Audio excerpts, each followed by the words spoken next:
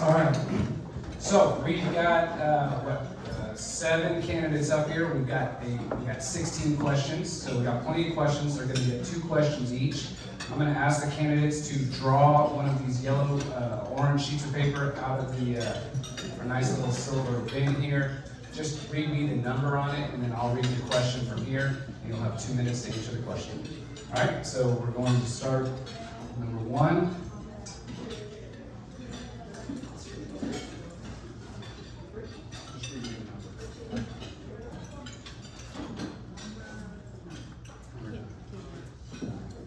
And y'all will notice these questions are going to be very, very specifically tailored to what's going on in our city. And because I'm going to tell you, who I believe is going to win this election is going to be the candidate that truly focuses on the issues that are facing the citizens of San Antonio. So here we go. Number 9. The homeless situation in San Antonio is not good. We are now the city with the 2nd highest homeless population in the state. Yet we are spending millions of dollars a year on this issue. What are we doing right and what are we doing wrong, and how should we go forward?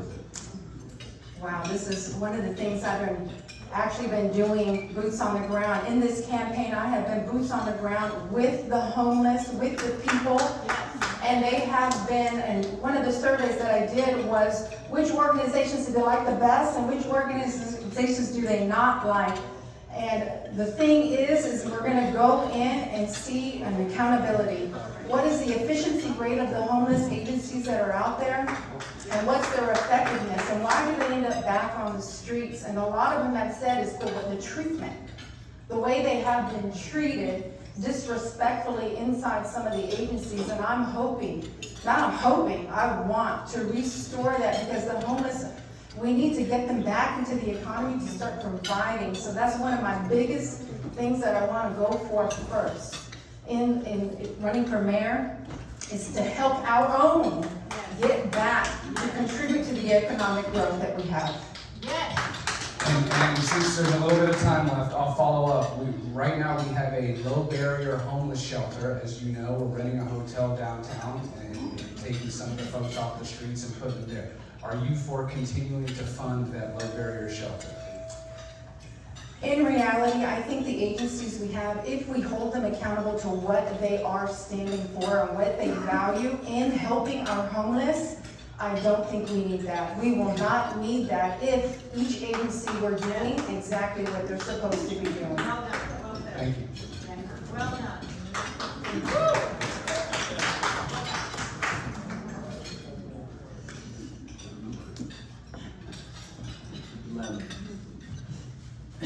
All right, question 11 on our list. The Texas Bond Review Board puts San Antonio's debt around $13 billion. Are you okay with this? If not, what would you do? Heck no, I'm not okay with that. And what I'm not okay with is continuing to build on that debt. You know, we're already talking about this next bond. What we need to do is take a step back and try to pay off some of this debt. It's like buying a house. You know, your house payment goes out the door first. And then you have a little bit left over for cars, food, and all that other stuff. Well, that's what we're having to do. The first thing out of our yearly budget comes the debt payment. And it's huge, folks. It doesn't leave us that much money. We need to buy down some of that debt. And not only that debt, but did you know that we have over $4 billion, that's with a B, $4 billion worth of infrastructure backlog. That's not included in that debt. So you add all that stuff up, we're in a heap of trouble, folks. And we need to start paying that off before we go off building Project Marvel and all these other things here downtown. We need to pay attention to our base and take care of our infrastructure, pay off our debt, and then talk about what else can we do. Because we're just working ourselves deeper and deeper into a hole here in San Antonio. And like Mark said, we're the highest. We're the highest here in Texas. And, you know, we don't have that kind of revenue here in San Antonio. We are the poorest large city in the United States. The poorest, 7th largest, but the poorest. And how can we expect our citizens here to pay off that humongous debt that we're continuing to compile up. So we need to take a pause on these projects, bonds and what have you. Let's pay off some of our debt first before we start jumping off and buying new shiny things all over town. Thank you.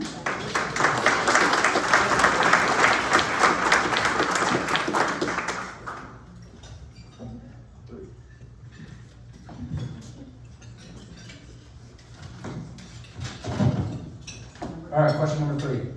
The city has not shown the ability to get along and work well with other governments and other organizations.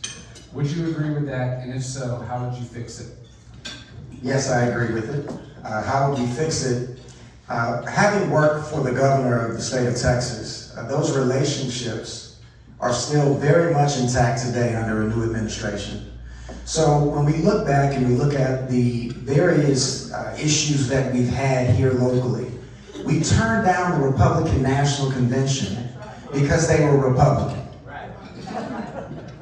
How does that make sense? We just had a question about paying down our debt, but we're refusing to allow for one of the largest conventions to take place in our city to increase our tax revenue.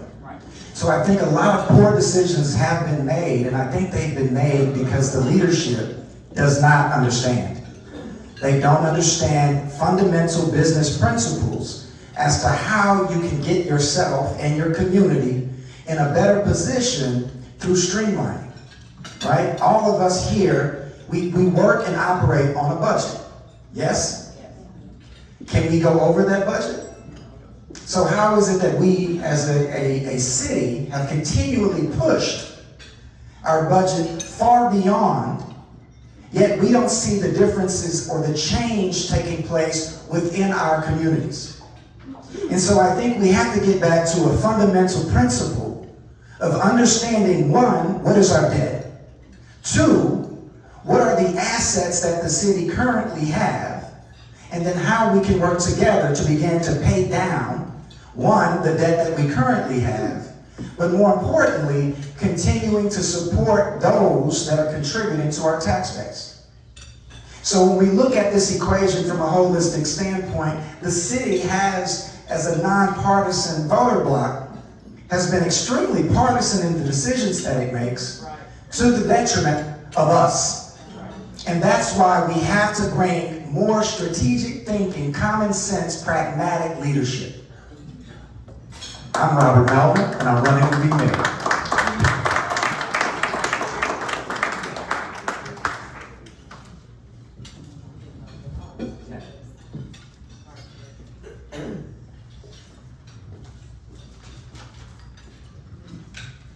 Question number 10. Some argue we aren't doing enough for small businesses. Some say we are. What should the city be doing more of in terms of helping small businesses and creating economic development in our city? So first of all, I believe that government should be run like a business. We need business people in government, people who have experience in business and have experience in government. Last night I was at a restaurant association meeting talking to a lot of small businesses. Let me tell you, small businesses are being frustrated by our local government like no one else. We are seeing local government get in the way of business when in fact they should be helping business. They should be empowering business owners. Let me tell you a quick story about a lady by the name of Bo Lim. She owns the Golden Star restaurant downtown. She bought a property right next door. The property's roof collapsed after a storm. Code compliance came and told her she needed to tear it down because it was a hazard. So she got her contractor, pulled the permit, and then HDRC, our Historic Design and Review Committee, showed up and told her there's no way you can tear this down because this is a historic site. 3 years later, nothing's happened. The poor lady spent over $100,000 legal fees. She hasn't been able to invest in her property. And there's homeless all over the place. So, look, I've been a regulator, and Governor Perry, when he appointed me to the Texas Racing Commission and to the Public Utility Commission, used to say something really wise. He would say, look, as a regulator, you have to hold the businesses accountable. But you have to make the rules fair, transparent, and predictable. You can't be changing the rules in the middle of the game. And as your mayor, I'm going to go in there and do a full colonoscopy on all of those ridiculous regulations that we have. And maybe we just steal the Doge model, and for every new regulation that we make, we gotta get rid of 10. And that might be a good idea. But look, government should not be frustrating business. It should be empowering you. And our small business owners are feeling it. Just take a look at the street closures. Yesterday, I met 3 restaurant owners who have shut down their business because of street closures. Rolando Pablos, thank you.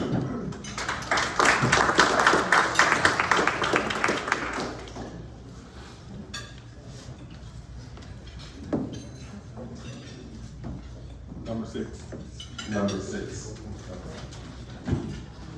Question 6. What are the 2 biggest issues you see that we face as a city, and how would you fix them? Yes, Dr. Tim Wesley once again. 2 biggest issues. One is safety. When we look at safety, we think our community is doing fine. We may hear from the San Antonio Police Department, of whom I support 100%. I do support them. Yet when we look at the statistics, such as car thefts, for example, I'll just use that one. We have about 1,000 car thefts every single month. About 1,000. So when I think about 1,000 thefts every single month, I have to ask the question, same for you. Do it feel like we're safe? It's likely that if you don't know someone, you know someone who knows someone who's had an automobile that's been stolen. Also, when we look at the number of murders that are taking place in San Antonio, safety is an issue. When you think about what happens with small businesses, including those that are downtown, and the homelessness issues that are there that's causing safety issues, that's still an issue. So ultimately, I'm reminded of multiple cities throughout the United States that they try to grow economically. But if I'm a business, do I want to bring my business to a city that's not considered to be safe? So safety is going to be a concern for not just the citizens now, but those businesses that may consider making San Antonio home. So that's going to be one of the number 1 issues. The second issue is economic growth. When we think about safety, a lot of things that's happening with burglaries, with theft, etc., people are unemployed. When people are at work, when they're clocking into a 40-hour-a-week job, they're less likely to be putting their hands on someone else's things because they're putting them on the clock punching in. So we have to make sure we deal with economic development. When it comes down to San Antonio, we're known as Military City USA. Even though we have a budget that's about $4 billion for this upcoming year, we have to consider the fact that when it comes down to Joint Base San Antonio, they employ over 80,000 people with a budget that contributes about $30 billion a year to San Antonio. One of the things I'll do as a veteran of the U.S. Army, I'll talk with congressmen, state, local, and federal, to make sure that they bring and build on our military industrial complex here in San Antonio so we can continue to make San Antonio great again. Once again, Dr. Tim Wesley for mail, number 7 on the ballot. God bless.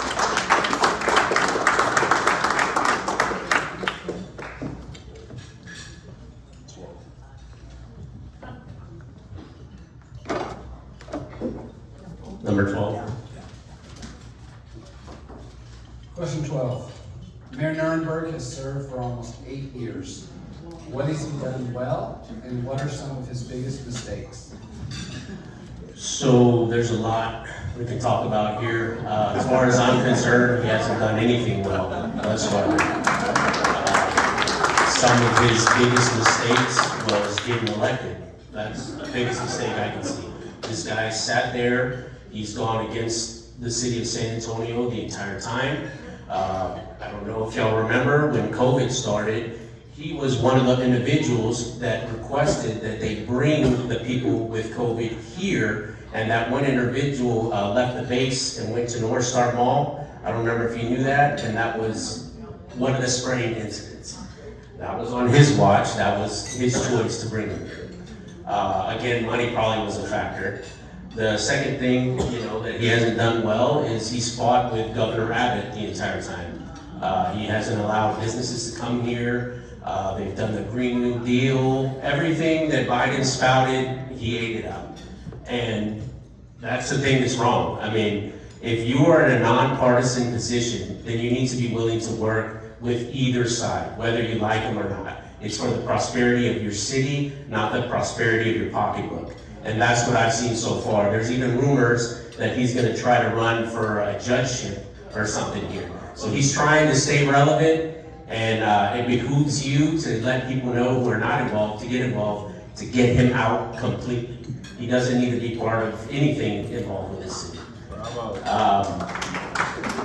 I am the candidate probably that doesn't really care to be a politician, so I'm gonna say whatever I wanna say because I don't really care, honestly. If I get in that position, I will be your bull in the china shop, knocking everything down so everyone can see what's going on. Other than that, you know, my big thing again is transparency, and if I don't know something, I'm smart enough to find somebody who does. Thank you.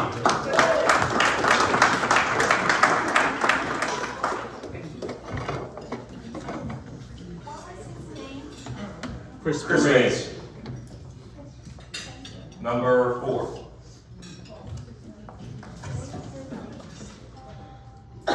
Number 4, many say SAWS and CPS Energy are not operating as they should be. Do you agree, and how would you fix them? Yeah, this is a great question. Look, they're not operating the way that they should be. I met with Moody's out of New York, who gives us our credit ratings. I've looked at the S&P credit rating, the Fitch rating. They're all pegged on this exact thing right here. So if SAWS and CPS are not making money, their debt obligations get exhausted, and then we get a downgraded credit rating, and it looks bad on the curve. So it's to whoever is in council's best interest for these departments not to be operating efficiently, effectively. We hear about leaks, we hear about drainage issues across town. I don't think it's a coincidence that those issues are not fixed in a quick and efficient manner because of the debt obligation question. Again, guys, this issue that we're dealing with in San Antonio, it is pegged. We have symptoms that are surrounding this issue, but this issue is an economic issue. It's an economic issue that is largely driven by the bureaucracy of what's made San Antonio, for the past, I've been alive 35 years, but from conversations with former mayors that I've had in the past 10, it's been happening for like 100.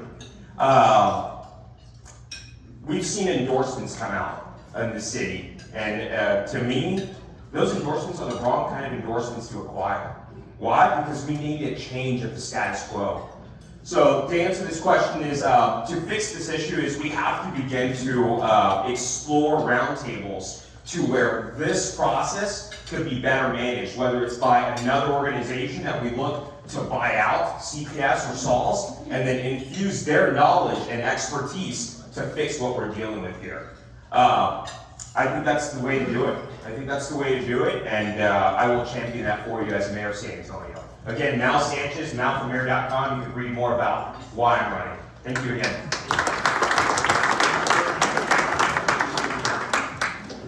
All right, round 2, here we go. Number 5. Are we having fun yet? Yeah. Come on, let's give them a round of applause, right?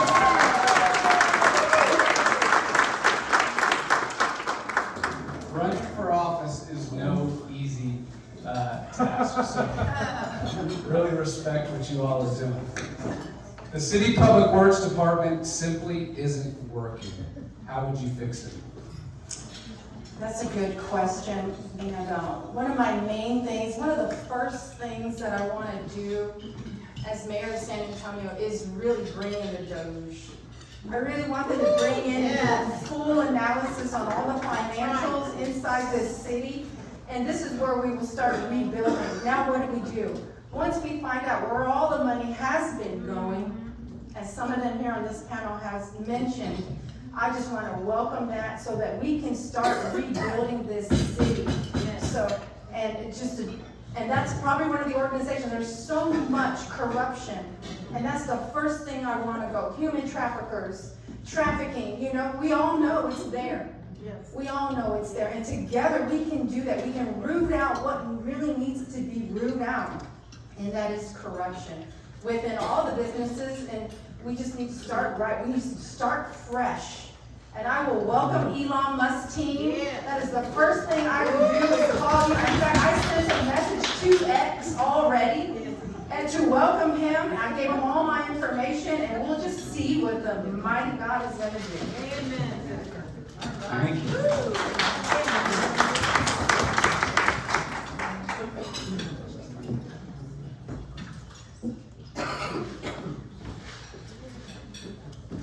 Number 2.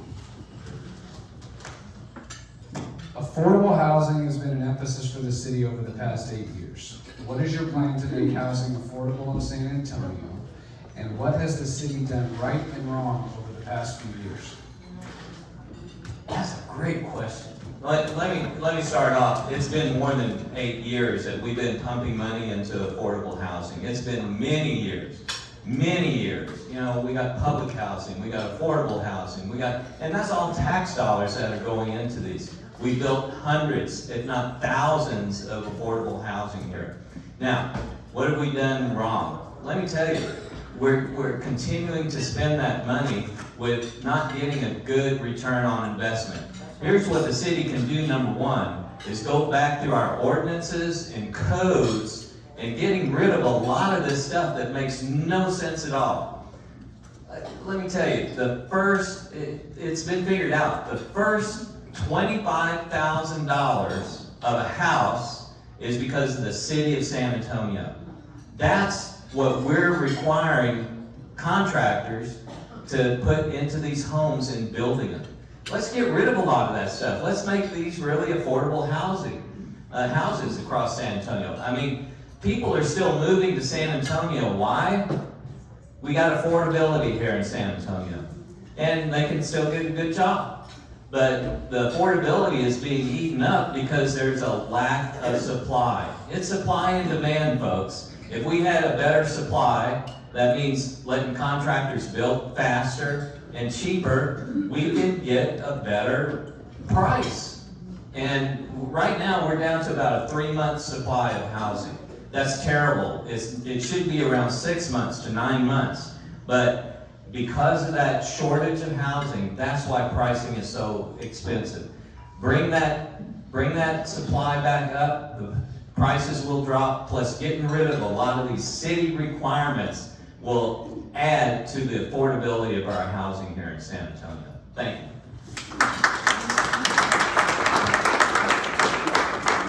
Did he have some time left there? We have like 60 seconds. Okay, then I won't ask the follow-up. Oh, okay. Well, no, let me ask the follow-up, since we're on this topic, because this could be important.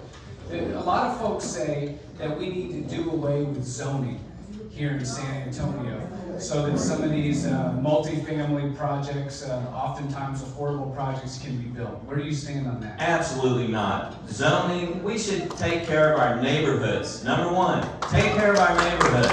We can't get rid of zoning. If we do, that will certainly further the destruction of this city and our communities that we've worked long and hard to develop here. So no, don't get rid of it.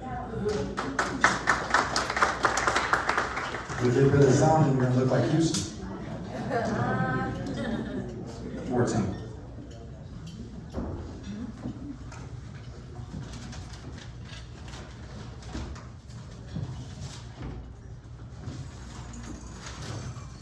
Question 14. Transportation is a big issue in our city. Advanced Rapid Transit is coming with the Green Line, and there are plans in the works for the Silver Line. Meanwhile, a vacant via lot sits off of 281, but traffic continues to get worse. What do you see as our transportation solutions moving forward? Thank you. Madam Andrade, please, don't take any of this to heart, and I know that you served on this board. The reality is that San Antonio has to define who it is we want to be moving forward. That's right. Right now, we are utilizing antiquated transit demographics to create things like the 281 park and ride that I've only seen one car there when I drive by, and that's an ongoing joke. So when we look at Green Line and Silver Line and the expansion, we all are appreciative of the growth, but the question is how? And what are we going to do to ensure that we're not building with yesterday's technology or yesterday's plan? So I live in Monte Vista. The Green Line is going to immediately impact my community. They're going to interrupt service on San Pedro Avenue, which is going to cause for them to drive through the neighborhood in order to reach their destination. Is that forethought? Is there an opportunity for us to look at best practices that have been used around the globe, not just in the country? San Antonio is the 7th largest city in the nation. We don't need to look at other large metros. We need to be competitive globally. Understand what transit looks like all over the world before we make a decision that is going to interrupt the quality and circumstance of the citizens of San Antonio. So in order for us to provide adequate transportation, we first need to look at those buses and ridership. I don't know about you, but every time I see a bus, it's empty. Right. So when we look at the dollar amount that's being spent, they operate on a $300 million budget. But we don't see those dollars being used in a way that is transformative for our citizens. So the question is, who are we building for? And how are we going to ensure that our growth makes sense and that it takes us into consideration before we allow them just to continue to spend and interrupt our lives? Robert Melvin, and I'm running for mayor. And I'm number 3 on the ballot.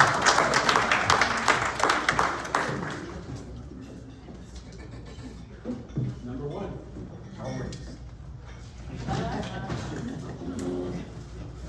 You always are pulling number 1, aren't you? Even when he's not there. God is great. San Antonio's violent crime is slightly down over the past year, but people still don't feel safe. What would you do to improve the situation, and what are your thoughts on the hot spot policing program? Well, that's a great question. You know, last night I was at the Spurs game. We won against the Mavs. And as I was walking out, I got a call from Senator Donna Campbell. And I found a quiet spot, and we talked for about an hour. And she wanted to inquire about the mayor's race. But the one thing she told me, she said, Rolando, I want to make sure that our citizens are safe. We have a crime issue. And I told her, Senator, you can count on me. We will focus on that. But we need funding. We need to make sure that our police are well funded, that our firefighters are well funded. And the only way we're going to do that is by taking a look at where we're spending our money and reshifting it to the top priorities, which should be basic services. You know, part of the problem that we have at City Hall, the root cause of it is the fact that we keep electing people who are unqualified. You know, nothing wrong with being a disc jockey at a university radio station, but that was Ron Nuremberg's experience. We've got to have a mayor who understands business, has experience in business, has run a business, has signed the front of a paycheck, and also government business. You got to have someone who understands that intersection. Otherwise, we're going to continue down the same path.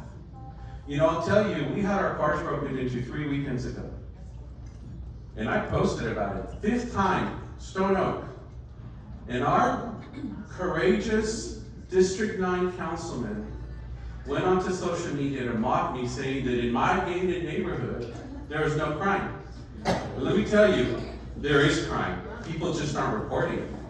And so in all these mayoral forums, those people that are on city council today running for mayor, they're gonna tell you that crime is down, that we're doing okay. But let me tell you, that's not true, because we feel it. My daughters are scared because we get our cars broken into. The neighbors up the street are concerned. Everybody's concerned. We just need to fund it. And by the way, nobody on this stage ever took a knee to defund the police. And everybody on council today did. Keep that in mind. We cannot defund the police. Rolando Powell.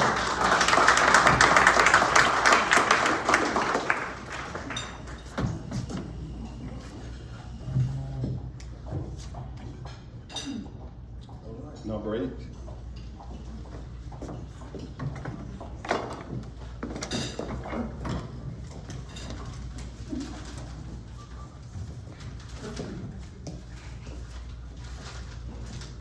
The Migrant Resource Center has been closed. You gonna applaud that? The Migrant Resource Center has been closed. What would you want to see the city do if there was another influx of migrants? What would you want? Would you want to see the MRC reopen? First answer gonna be no. I don't want to see it reopened. Don't want to see it reopened. If we do one simple thing, we won't have to worry about that. I hold in my hand a beat up U.S. Constitution. If we follow the Constitution of the United States and uphold Article 4, Section 4 of our Constitution, then we can make sure that we're defending our land, defending the land that we promised to uphold to defend. So that's the first thing. Second thing, we have to make sure that there we go, that's all right, clap for that. Yeah. Second thing we have to do, make sure that we're working with our federal and state officials. When it comes down to working with ICE, you're looking at a person that's worked with ICE before in some capacity. I've worked with our Border Patrol agents in some capacity, and I support it that if you're coming to San Antonio, keep going. Austin is quite liberal. We'll make sure you can take 35 north and keep going. You can keep going. I want to make sure that we follow what we're seeing right now at our national level. I want to make sure people know San Antonio is not a sanctuary city. And under Dr. Tim Wesley's mayoralship, it will never be a sanctuary city. So what we do, we send a strong message that this is not the place to stop. This is not the place that you will be harbored. This is not the place that you can call a safe space. This is the space that if we catch you here, I'm going to encourage our law enforcement officers to lock you up.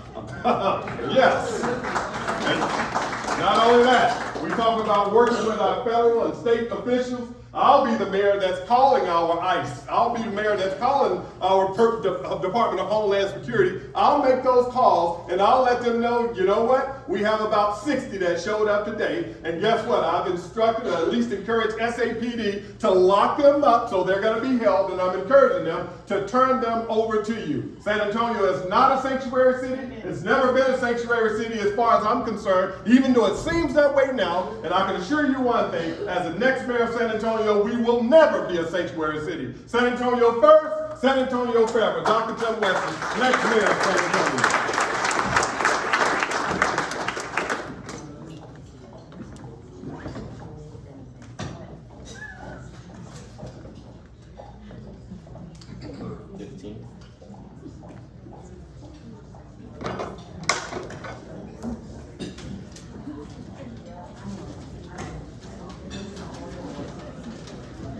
Question 15. What policy items that have been passed over the last 2 years at City Hall do you agree with or disagree with the most? One of the ones that I really disagree with is the pay for the people to leave here and get abortions. I think that thing is horrendous.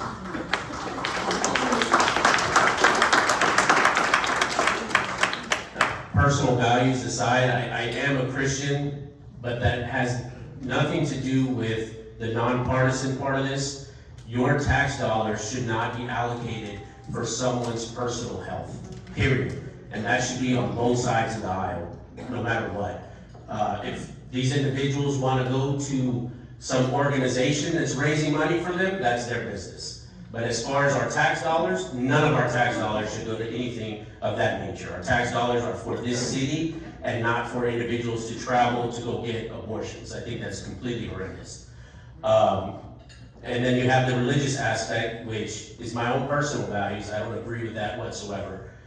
There's been many individuals that were on the way to get an abortion and stopped and decided not to, and then their child ended up being a massive help to society, whether they're doctors, lawyers, etc. The other things I disagree with City Hall, one of the policies passed, is the fact that when CPS, the energy, not the Child Protective Services, whenever they have a surplus, City Council, they want to fight over who gets that surplus for their little pet projects. Yet at the same tone, they're telling us that we're going to have a rate hike. In what world does that make sense that you have a surplus, but then you have a rate hike? Doesn't make any sense at all. So I don't agree with any of those things. I do agree with the one policy that Mark did set up with the budgeting system, but I think we need to take that a step further in complete transparency. Chris Reyes.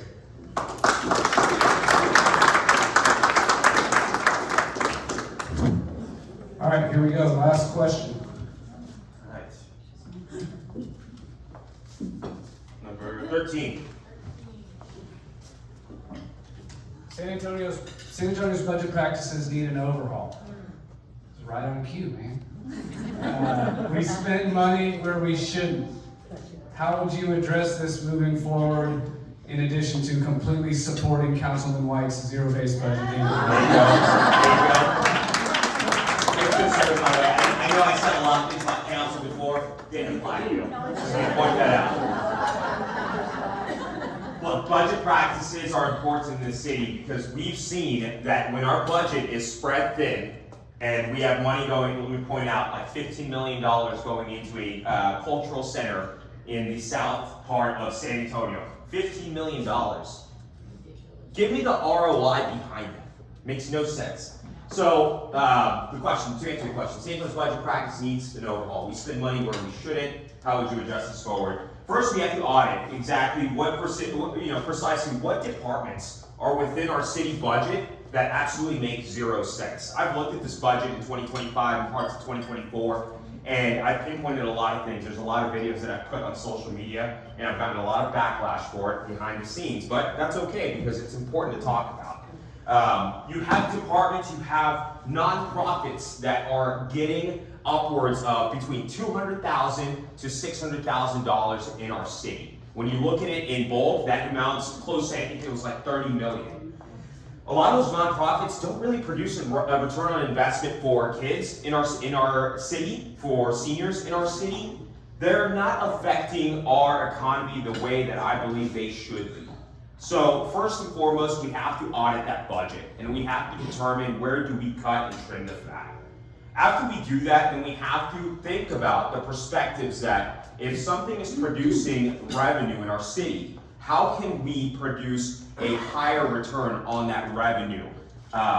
Expenses such as money going towards the Henry B. Gonzalez Center, the Alamo, those specific parts of San Antonio aren't being utilized to their maximum. We should be having more conferences, more roundtables in those venues to bring more money into the city. And I'm not talking about tourism money, I'm talking about real money from well-capitalized publicly traded companies. That's my time. Mal Sanchez, I hope I could earn your vote. Mal for mayor.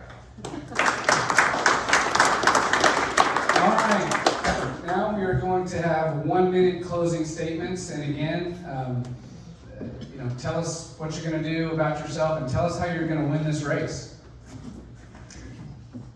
Thank you guys for having me, and I just want to say that the only policy really that I want to have as mayor of San Antonio is integrity. It's just to move in integrity and to get to the root cause as to why we are the way we are, and bringing in what Trump is doing. I am the preamble of Trump, the America's Agenda First. Bring this in and get to the root causes so that we can grow economically and all those things. So just getting rid of the things that have been doing the most damage, all the corruption really within, and I just want to support that. And I thank you all for your time, and I thank you guys, and Sonia Trout running for mayor.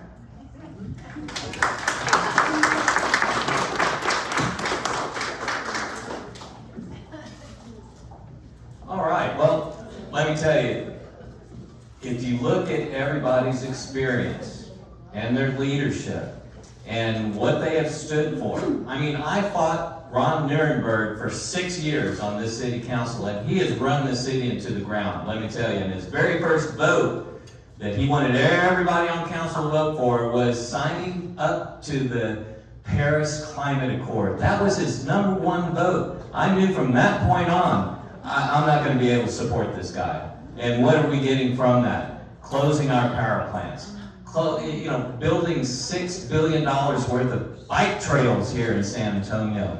It's those kind of decisions that I'm going to change based on my experience and what I gained from both industry and from the military and from 6 years on city council with the only common sense leadership. Folks, I'm the person. I want to be this mayor. I want to serve you as a people, and that's what makes me happy and serves my heart. Thank you very much.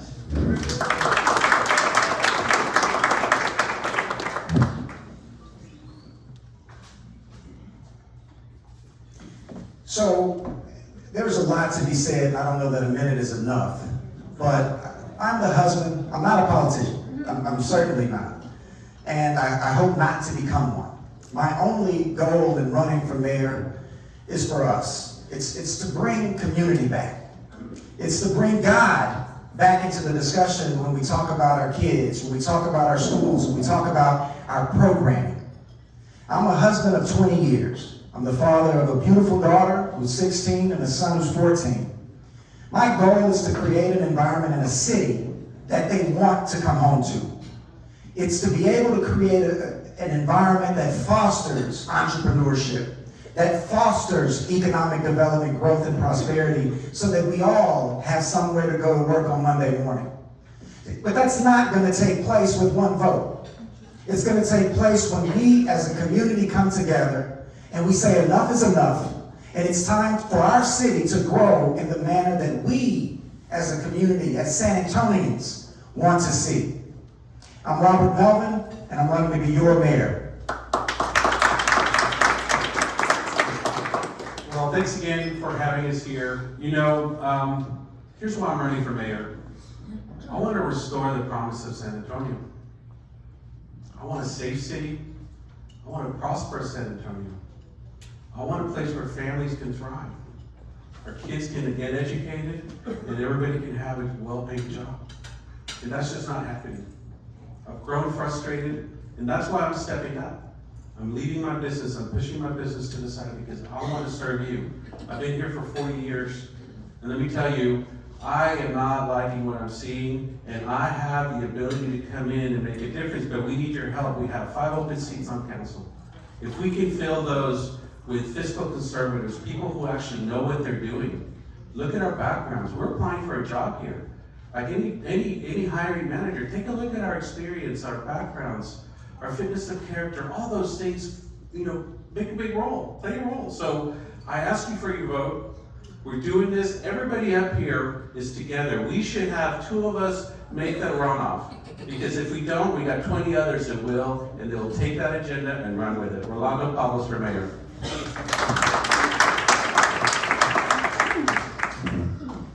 Once again, Dr. Tim Wesley, running for mayor. Undoubtedly, we have a lot of fine candidates on this stage, so there's no doubt about that. You've heard a lot of great responses, and without a doubt, I think any of these people on this stage will do well in the San Antonio mayor's seat. However, I point out that if we continue with business as usual, we're probably going to get the same results that we've gotten. What we have is a crucial decision that's going to affect us not just for the next 4 years, but for the next several years. We're probably talking decades to come.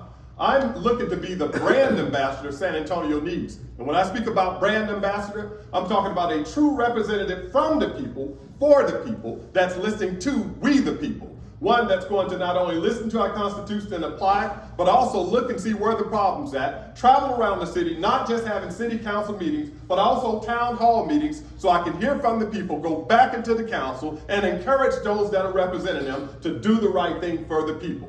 I'll close with this. Donald J. Trump was considered an outsider that came in and changed things. Dr. Tim Wesley is considered an outsider that's going to come into San Antonio and change things and make San Antonio great again. Dr. Tim Wesley, number 7, on the back.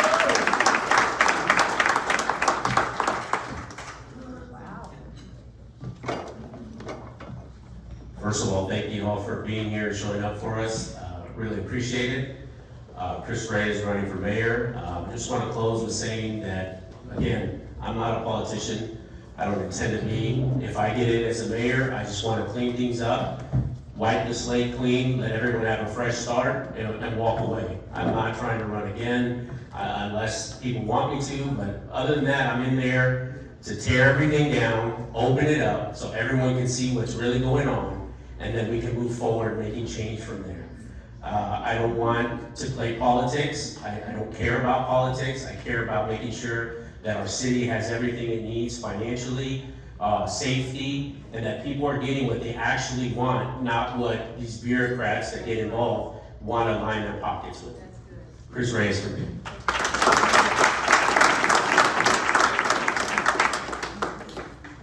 Thanks again for welcoming us and giving us your time today. I decided to run when I announced my campaign treasurer 3 weeks before the 15th when we were going to file the ballot. A big motivating factor was that I just didn't feel safe for my family, my fiance, to go to the grocery store by herself.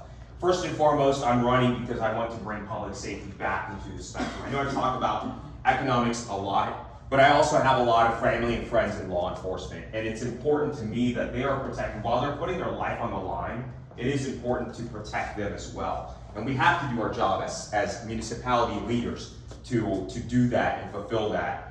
The last thing I will say, I know I look like I'm young.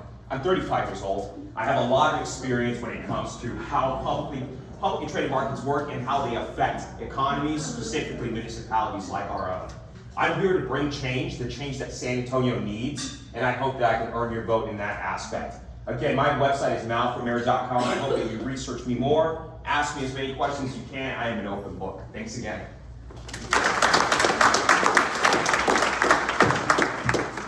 Well, let's have one more big round of applause for our candidates.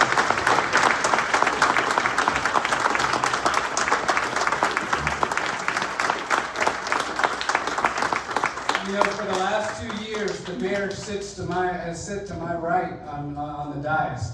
And needless to say, my life would have been a lot more enjoyable if it was one of these folks that was sitting next to my right for the last 2 years. Thank them all again. You gotta go tell your friends, your family, your neighbors, everybody. We gotta get out and have a strong showing. Early voting starts the 3rd week of April. Election day is May 3rd. So get on out there and support your candidates. Thank y'all again.